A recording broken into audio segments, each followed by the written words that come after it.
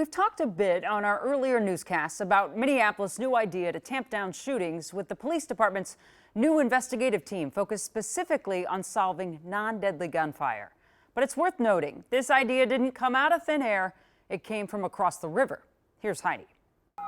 We are in the Phillips area in South Minneapolis, an area that for too long has been disproportionately impacted by gun violence. Particularly, these areas in South Minneapolis have a high concentration of Black, Brown, Native, and immigrant neighbors who unfortunately face the brunt of gun violence on a daily basis. But City Council member Jason Chavez and other leaders believe a new task force could change that. About 2 months ago, the city launched its Firearm Assault Shoot Team, or FAST, treating non-fatal shooting investigations similar to homicides. After a non-fatal shooting, an investigator with the FAST team responds immediately to the scene. Start working the case immediately, just like we would do in a homicide, instead of having a detective who typically investigates some other crime go out and start it, and then wait for the investigator to be assigned Monday morning or the next business day. And we're seeing just within weeks, if not months, of implementation of this non-fatal task force, the doubling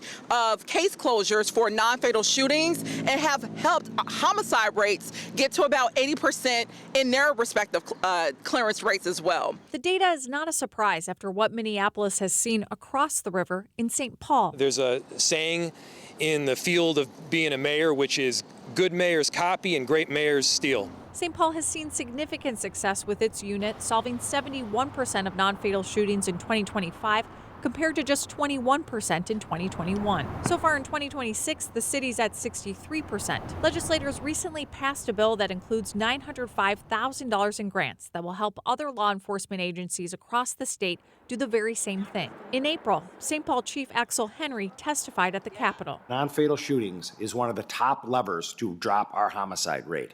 The county, you heard the numbers the county's experienced. St. Paul, we dropped our homicide rate last year by 50%. 50. And how many of those homicides did they solve? The chief says 100%.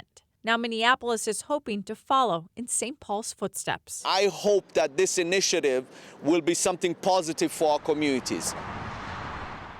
In addition to that, the city of Minneapolis has created a violent criminal apprehension team. Their focus will be on making arrests in all of those non-fatal shooting cases.